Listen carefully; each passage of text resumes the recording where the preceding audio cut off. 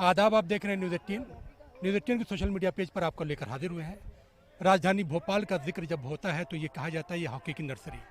Hockey आज भी होती है, लेकिन वो हॉकी नहीं होती जिसकी जरिया भोपाल की पहचान इंटरनेशनल लेवल पर हुई, ओलंपिक में हुई।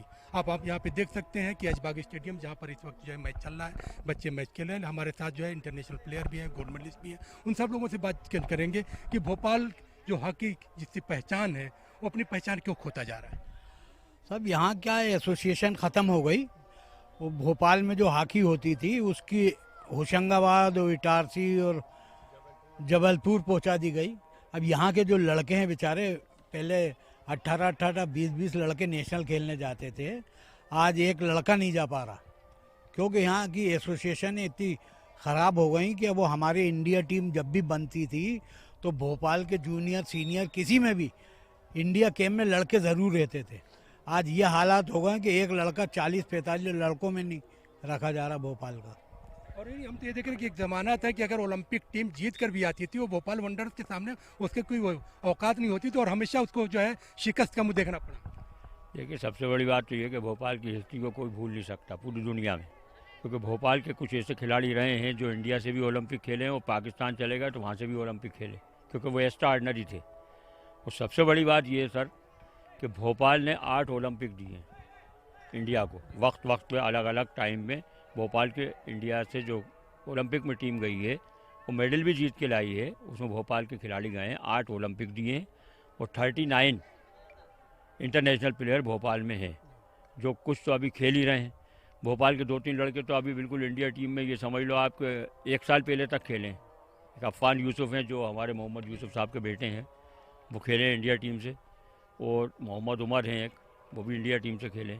और अभी हमारे की एक लड़की खुशबू खान जो है वो इंडिया कैम्प में ऑलरेडी अभी है और जूनियर वर्ल्ड कप खेली। वो बहुत से ऐसे लड़के हैं हमारे जो, अब आप देखिए कि भोपाल की हॉकी अपनी जगह है, लेकिन मध्य प्रदेश की जो नेशनल में टीम गई जूनियर की, वो अभी इस साल अभी फाइनल जीती है 2023 का।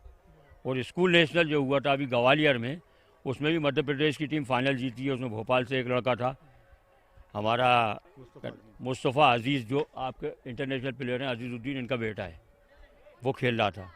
और जो भोपाल ये अपनी मध्य प्रदेश की टीम जूनियर नेशनल में गई थी अभी खेलने, उसमें हमारे भोपाल के समीर दाद हैं, उनके बेटे थे।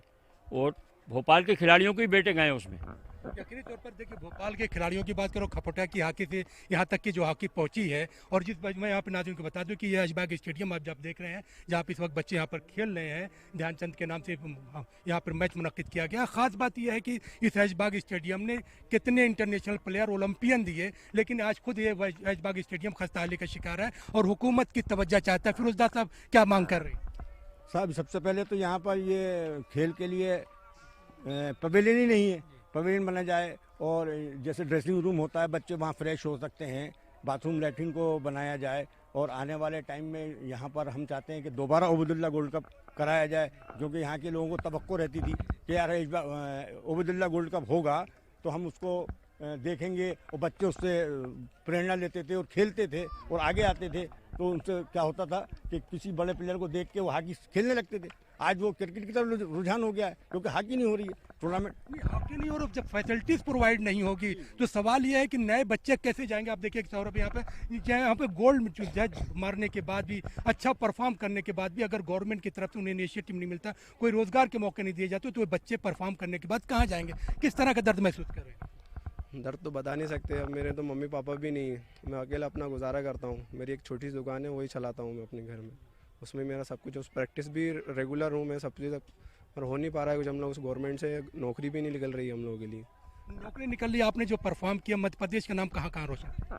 मैं ऑस्ट्रेलिया भी गया हूँ, और बाकी तो मैं और जगह, बहुत जगह मेडल है मेरे, कम से कम 18 से 19 मेडल हो गए मेरे पास।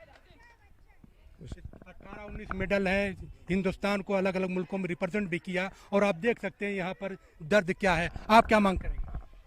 मेरी मांग तो हमेशा से, और मैं तो खिलाड़ियों के लिए हमेशा से आवाज़ उठाता हुआ चला आ रहा हूँ, क्योंकि ये बहुत गुरबा हॉकी खिलाड़ी हमेशा से, शुरू से ही आपने देखा होगा, गरीब परिवार के बच्चे हैं।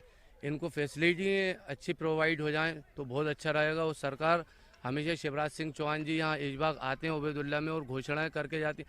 मेन असल हक तो इन लोगों का है, जो उसके हकदार नहीं होते वो ले जाते हैं उसका लाभ, और जिनको हक मिलना चाहिए उनको उनका हक नहीं मिल पाता। मेरी कोशिश यही है कि उनसे, और मैं अपनी बात उन तक पहुंचाना चाहता हूं कि जो इन जैसे बच्चे जो मेन असल हकदार है, इनको उनका हक मिलना चाहिए। आपने ये बच्चे खेले और बच्चे ये चाहते हैं कि उनको मौका दिया जाए। जब बच्चों का सिलेक्शन जो स्टेट में और नेशनल में होगा तभी उनको हौसला मिलेगा और तभी वो बेहतर परफॉर्म करेंगे। और जब उनको ये सिलेक्शन ही नहीं होगा तो क्या करेंगे? सिलेक्शन ऐसे आदमियों के हाथ में दे दिया जिनको हॉकी और बॉल का वजन नहीं मालूम, जिनको हॉकी का पता ही नहीं है कि हॉकी का वजन कितना है, बॉल का वजन कितना है। उनको वो हॉकी खिला रहे हैं तो वो कैसे खेली जाएगी हॉकी।